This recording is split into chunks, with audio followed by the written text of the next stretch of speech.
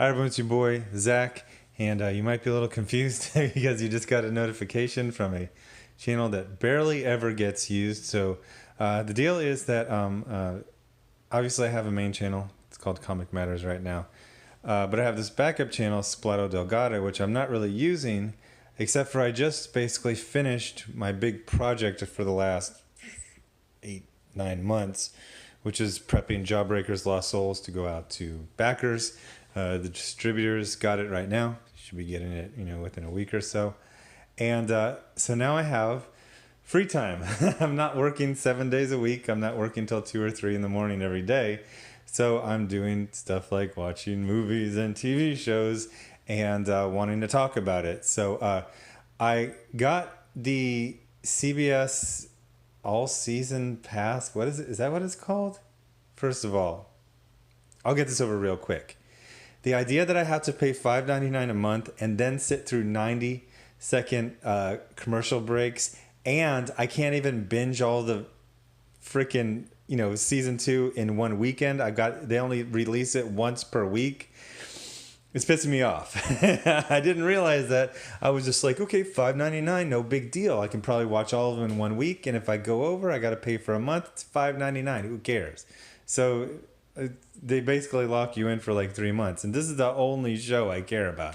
I'm not watching the prequel of Big Bang Theory, whatever that is called, or some generic CBS detective show.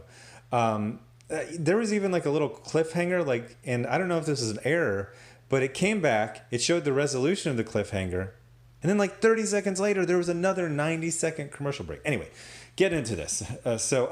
My history of Star Trek goes like this. My dad loved Star Trek, the original series. I always thought it was boring. I would just play with my toys or walk out of the room when he was watching it. I was really into STNG. I was so into Deep Space Nine, although I just started rewatching it. Now I'm really into it. I didn't care about Voyager. I didn't watch Enterprise. Is that all the TV shows? Is that all the TV shows? I feel like there's one I'm missing. Yeah, okay, whatever. Then as far as the movies, Star Trek, the motion picture, I think is amazing. It's like a classic, although it's not very rewatchable. It's something you watch like once every 10 years. Star Trek 2, Wrath of Khan, dozens of times. Star Trek 3, man. Star Trek 4, Star Trek was Undiscovered Country Star Trek 5, because I actually thought that was pretty good.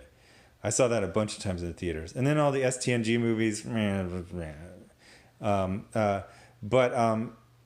So when I heard... and then then they brought back the new ones with Chris Pine.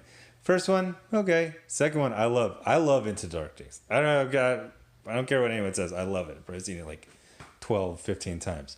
And then the third one, Beyond, I didn't like at all. So I would describe myself as like Star Trek's okay when I like it, and when I don't care. It's basically the same thing, I just play with my toys or I walk out of the room. So when Star Trek Discovery was announced, I was just like, because it's it's standard thing. They really pushed the Michael Burnham character, and were really patting themselves on the back for being progressive. But anyone who actually watches Star Trek knows it's been progressive since the 60s. So that seemed like a big red flag. And then the thing with her name being Michael, I was just like, I was like doing those, when a toddler doesn't want to go to bed, so they do that flopping thing, and then all of a sudden it's like almost impossible to lift them up. That's basically what I did with Star Trek Discovery. As soon as I heard the main character's name was Michael, I stop it. Stop subverting expectations on everything. Like, why don't you just call her Calculator? Like, just whatever. Just call her Ceiling Fan. Like, we get it, gender and blah, blah. Just call her Michaela. Tiberius was James Kirk's middle name, not his first name or his last name. It's just a character name, just real basic, straight down the middle. And then when they said she was a Vulcan, I was like, you really don't think this character can stand on her own. You're pushing the progressive angle, which they've been progressive casting since the 60s.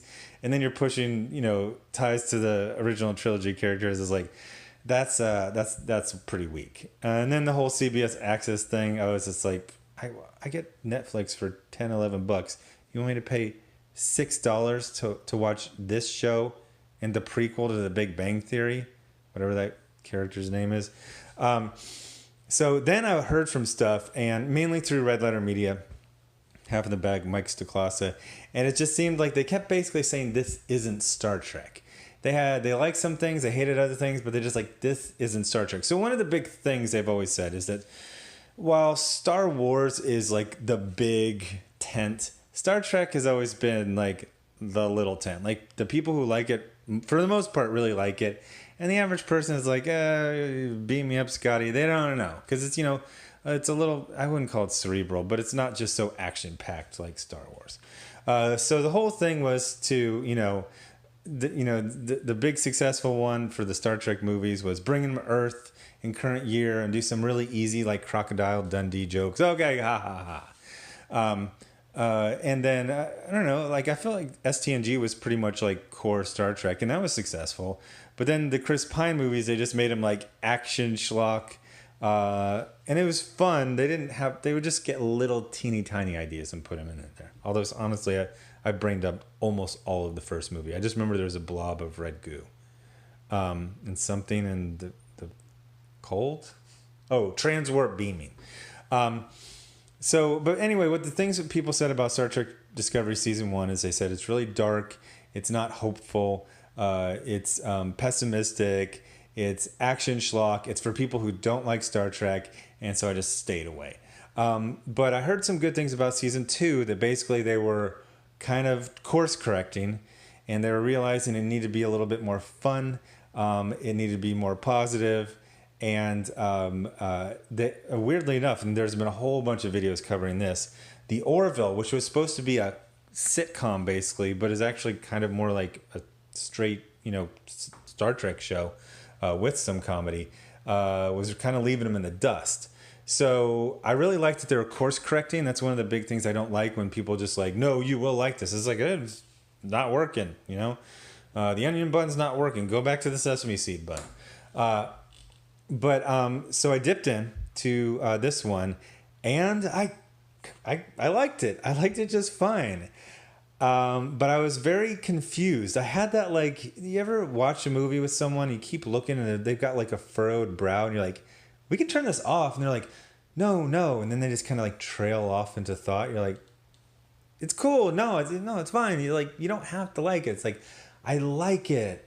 And then like another furrowed brow. So the biggest thing that is probably the elephant in the room is Michael Burnham's hairdo in Season 2. Oh my gosh. Now some people might think I'm doing a bit. I am not doing a bit. This is the most distracting hairdo I've ever seen on any character in any TV show or movie. Like, it's so odd, and it's just right there, winking you in the face, just like the mole on Fred Savage and Goldmember. Like, you can't not say, like, what? Why?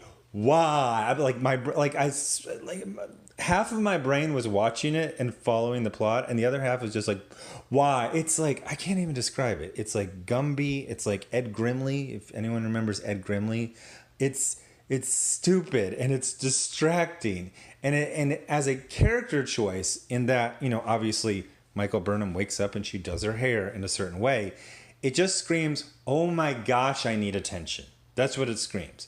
Now, at one point, she gets into a spacesuit and it mushes her hair down, and her hair just kind of conforms to the shape of her skull. And all of a sudden, like, I'm concentrating on her expressions and the story. It's like, and then the funny thing is, spoiler, she gets really injured and she's like in sick bay, and her hair's back to like that Gumby look. Is like, so she like almost died, but she woke up and she's like, please, I need you to do my hair correctly. Like, what the hell? So anyway, I didn't know like barely anything about this. I heard about all like the weird corporate fiascos and the short treks fiascos. There's a bunch of videos covering that. But basically I jumped in and I got a crew that I kind of liked and then was just weird. So the thing about Star Trek, even though it's, more cerebral than Star Wars, is that it's kind of silly. they have these spaceships that are basically cruise ships. You know, how, like they don't even. Everyone just walks like, you know, they're on like a going to the Caribbean, and there's teleporters, which are basically magic. Things always happen very conveniently. Oh, we can't beam down because of the blah blah blah. Okay, we'll go down on a shuttlecraft. And almost every single, like, I don't think there's ever been a turn to the camera and wink, but if there ever happened in almost any version of Star Trek, it wouldn't have seemed odd because there's a lot of silliness. You got to kind of play up to the silliness. And the problem with this is you have half of the characters kind of being silly Star Trek characters. Like, I think Saru is the guy who played Abe Sapien. He's the acting captain.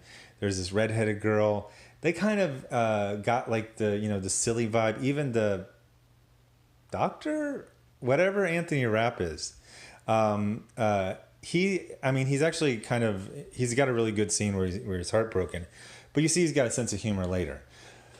They could kind of fit on any other, other TV shows. But then they have Michael Burnham, who is like, I kept thinking, where does she belong? Because she's a good actress.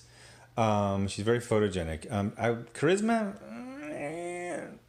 Not really. But I was like, she would be on some show where she's the new hotshot lawyer and she's having an affair with her ex-husband, who's the new hotshot federal judge. And there's a big case, and there's all kind, written by Shonda Rhimes or whatever her name is. Like, that's the type of acting she is. She talks like this. She's really serious. Except for when all of a sudden they'll say, let's do some Orville-style comedy, and they're in a elevator, and a guy sneezes snot onto someone, and like, okay. So she actually can be personable and charismatic, but they don't write her. I was trying to like pin like what was weird about this character and performance, and this is it is. The people are writing this character to get acting awards, and she is acting it to get acting awards. So she seems kind of out of phase. It's like there's this different type of Star Trek that has been done for the last 60 years or whatever, where everything's deadly serious and you're just trying to win an Oscar or an Emmy. And okay, well, this is like a goofy thing where, big space phenomenon go, you talk to it, but everything's very coincidental. It's no, like, if I feel like if she turned to the camera and winked, it would shatter the screen and maybe possibly reality. Like, she doesn't fit in Star Trek, and she's not playing a Star Trek character. She's playing, there's a lot of sci-fi on TV right now, a ton of it. She could be in almost most of the other sci-fi things are done pretty straight, pretty, like, this is sci-fi, we're not winking, it's real serious. And she belongs in all of those other things, not Star Trek. That being said, her character is pretty good. Like, I found her compelling, except for a very, very, very distracting hairdo. She's very smart, but she doesn't win all the time. She'll have little setbacks. She gets upset. She gets scared. Things don't always go her way. This is kind of classic hero things. So what happens is, I don't really know what happened. I think there was a double cross and then a double cross. I think they went through like 2 captains in the first one. And so now they got a new captain who is Captain Pike, who I'm not that much of a Trekkie, but I know that there was a pilot for the original one, it had Captain Pike, and then he was replaced with Captain Kirk, and then he came back later in this full body, rolling lung type of thing. But what I liked about him is I saw the previews back in the day, and he kind of looked like Kirk, and he looked like he kind of acted like Kirk, and he was just like, when everything's like all super deadly serious, he was just like, hey, let's have cool hair and fly through the galaxy and punch aliens, and oh, what's that over there? Let's go see what that is. So I was like, okay, good. And they even have a couple lines from him that are very, very, not really on the nose, but they're very metatextual. He basically says, lower your expectations so you don't get disappointed, because I think that's probably the main, I think that's probably what the producers felt was unfair for season 1. So the basic plot of the story is that the Discovery is heading to check on some signals that I'm not really sure why. So one of the things that I heard had that furrowed brow expression a lot is because one of the things I realized about pretty much every version of Star Trek is that they're traditionally very good at explaining something in a way that a layperson can understand it. In the kind of slow-paced original series and the moderately paced STNG and Deep Space Nine and the very fast-paced, what is it called, Kelvin timeline, I was never lost. I always knew why they were going to the room to do to the command console, and while this looks like this, but it's really this. But I kept forgetting why they were going to investigate something, and then they would get to a place and they'd be like, wait, why aren't they just beaming down? It seemed like there's some kind of little special trick to those older ones. Maybe it's that, somebody would give a command and then the person would repeat it. And then it would give your brain 2 chances to actually grasp. It's like, oh, we're not going down there because of atmospheric disturbance, blah, blah, blah. So I got lost a couple times. The other thing is the show is just kind of odd in general. I don't remember half of the people's names. And there's a very specific part where the captain says, introduce yourselves, which is, okay, they understand that they're probably, this is the second season. People have heard there's some changes, so they're going to be jumping on board the show. And he goes, introduce yourself, and then it just goes from left to right. It's not like, and he specifically says, don't say ranks. Now, that might be, a little bit too, people just say Kirk and Spock. They usually don't say their ranks. But this is it's a show about an organization that is semi-military, kind of like the Air Force. Got him. But ranks actually kind of matter because even if people don't really know ranks that well, I think the average person knows that a lieutenant and an ensign are below a captain and a commander. So you kind of just guess people's ranks from their age. The redheaded girl is probably the youngest and the most junior. And then there's just a couple characters who I don't know if it's... Not all the people on the bridge get a big role, but I don't know which of these characters were important characters from season 1. So I keep thinking, it is like there's a girl with half a robot face, and then there's a girl with all of a robot face, and there's this black girl with long hair, and there's this black guy with a beard. Are these people characters? Because it doesn't seem like they are, but they're like half of the dialogue. So make a decision. Are they very minor characters or not? And then there's there's a whole thing with Spock, which was a little weird to me because it was at the beginning and there was a lot of like, I'm trying to win an acting award type of speaking. And Spock just looks silly. When you see little kid Spock, you just laugh. There's also this thing where it doesn't really... Why are they adopting her? And it comes out that it was actually kind of a way to train. It was basically like she was like the puppy of the family, but she doesn't have any bad feelings towards them. Like she was supposed to teach something to Spock. And we don't get to see the adult Spock, but we do get a good amount of time with Captain Pike, and he's pretty cool. He's like a solid, generic action hero guy. Then we get into some action sequences, and those ones were okay, except for one was basically in exactly the same scene from Star Trek Into Darkness. There was the two things that really perked up to me the most that were fun and seemed kind of Star Trek-y and were entertaining was Anthony Rapp. I don't know his name. I thought he was the doctor, but I guess he's the chief engineer. He's basically quitting because he lost his, I believe, husband in season 1. And he's very, very distraught. And he's doing that thing where, he's at work and he's trying not to cry, but he's almost crying. And it's a really well acted scene. It's very well written. And he just basically, he's just like, I got to go. I'm not good. I got to go. And there's a good bit with him and the redheaded girl. The other part I liked is at one point, obviously spoilers.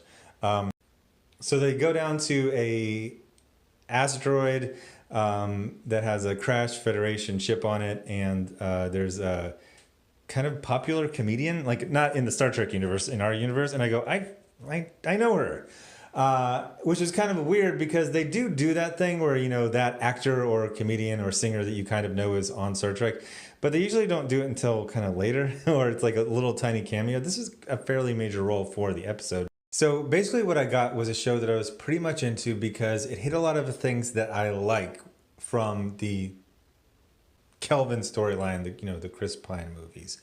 I found it very frustrating to have a kind of a ABC lawyer show character in there, and she's not fun. Like sometimes the scene got exciting, but Michael is never fun. There was one time when she was flying this little pod spaceship, and she kind of had a little smile like, oh, this is why I joined Starfleet. I like doing exciting things like that. And that was kind of cool.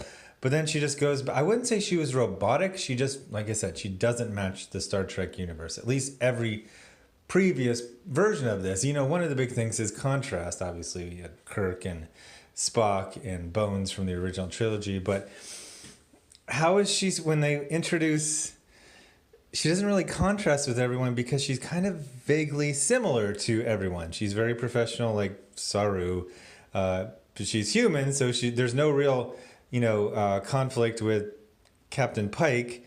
But she was raised by Vulcans, which means she gets along with all the Vulcans. Like, there's really no conflict there at all. Like, everyone kind of likes her, and she's good at things. She's not perfect at things, and that's where the drama comes from. But I kind of actually heard from people who watched season 2 that by the end of the season, it was almost kind of just a ensemble piece.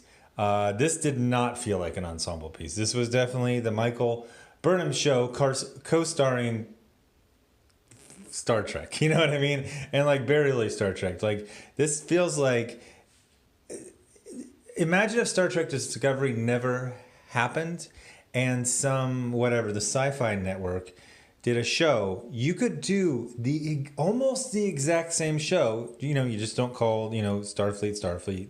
You don't call Klingons. But you could have done basically everything. And I don't even think that, who owns it? Paramount? I don't even think Paramount would notice. They're like, hey, this is a Star Trek. It's just they didn't call it Star Trek. Like, this is basically, the Chris Pine movies were for people who were kind of like, oh, they like Star Trek. Not that much, but they don't have a problem with it in theory if you change it a lot. This seems to be Star Trek for people who absolutely do not like Star Trek. Like, they didn't even beam, you know what I mean? They just took ships down. So overall, though, I mean, it might sound negative. I like it. It's just my brain kept going like, dot Star Trek, and I'm just going to enjoy watching not Star Trek Discovery, because that's basically, it's like what I always say about Man of Steel. It's like, if you're, a Superman fan, you probably find it very frustrating. But if you just pretend it's some movie called Dangerous Aliens, it's pretty fun. Do I think this is where Star Trek's going to go in the future? No. I think they realize that this is a cul-de-sac. This is a one-off. I think for future miniseries, they're going to be a lot more kind of like things traditional, more hopeful, more fun, and a character that actually fits in the Star Trek universe. Doesn't feel like it fits in Bull or some, police procedural. I can definitely see Michael as the detective on Law and Order. I don't see her in Starfleet. Anyway, thanks for watching. I am planning on doing a lot more movies and TV on this one, and then the other channel will be just comics. I think I actually am going to do one review for every episode, and then in between, since you got to wait a week, I'm going to go watch the corresponding. So I just saw, Season 2, Episode 1, so, well, I can see Season 2. Episode 2 is already out, but I gotta wait another week for Season 2, Episode 3. So I'll catch up, when I've seen Episode 1 for Season 2, I'll watch Episode 1 for Season 1 and catch on and see if I notice some interesting things there. So thanks for watching. This channel is kind of funny. I barely put any content on it for months at a time. And I don't lose anyone. It actually kind of slowly ticks up. But so this is going to be where the movies and TV and maybe video game stuff will hear. And then I'll keep comic stuff on Comics Matter. So thanks for watching. And I'll have, I plan on doing, I got, obviously the Star Trek Discovery. But also I'm going to do a video tomorrow about watching the last episode only of a bunch of Marvel Netflix series and how that's the way to do it. Thanks for watching. Bye.